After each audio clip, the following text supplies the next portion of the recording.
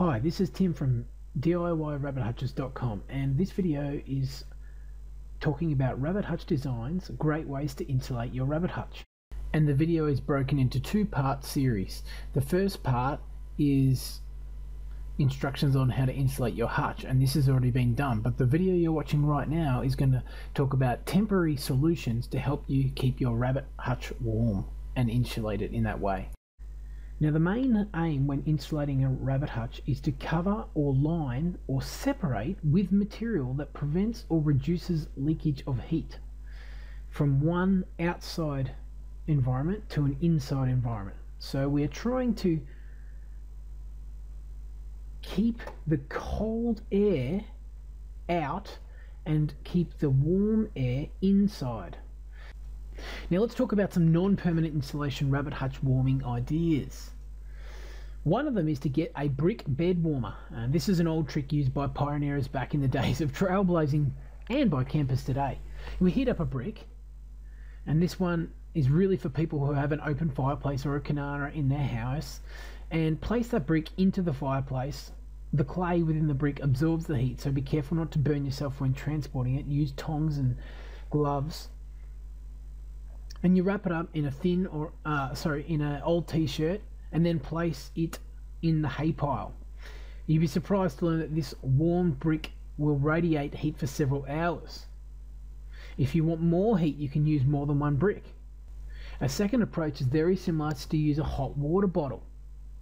You need to cover your hot water bottle in a towel or an old t-shirt or both, and monitor how the bunny behaves and responds to it.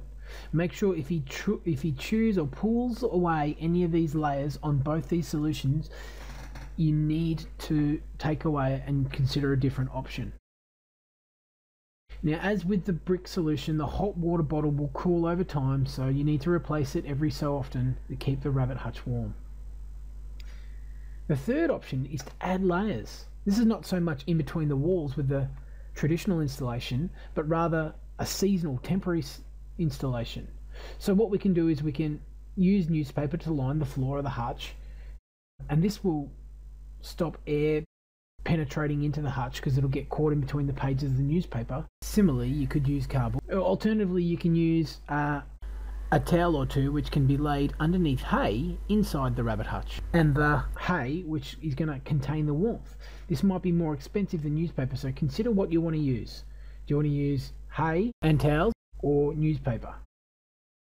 Now, also with adding layers, you could hang an old blanket to line the wall of the cage, and this will block out chilly blusters. And this blanket is hung over the rabbit hutch on the outside of the rabbit hutch. And to keep it held down, you need to place something heavy on top of it and staple the overlapping material together at the edges of the corners. Or you can staple the corners to the cage itself. You can use things like a bungee cord which will pull the old blanket over, and you could like hook it into the mesh wire, for example. These methods are aimed to stop the blanket from flapping in the wind. If there is much snow or rain, you're going to need to place a tarp over the blanket. This will avoid the blanket from rotting. When using this approach, test that the air quality is sufficient regularly because it can get stuffy in there. A fourth option is to have two rabbits. Two bodies are warmer than one, and your rabbit will not loathe the company. This will make the hutch much warmer, and there will be more activity and movement, and therefore, by nature, there will be more exercise and warmth.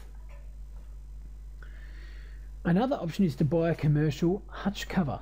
You may not have the time or resources to make your own insulation, as we've talked about today, and you could consider buying one of these.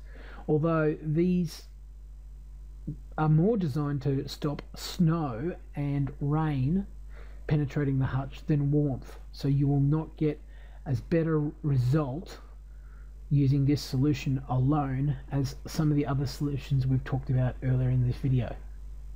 Also consider moving your rabbit hutch from out of the open air and just put it into a garage or shed for the colder months of the year. However, your rabbits will need direct access to sunlight, so you're going to have to move it back out or have a playpen. So in this video, we have shown you some temporary approaches to insulating your rabbit hutch.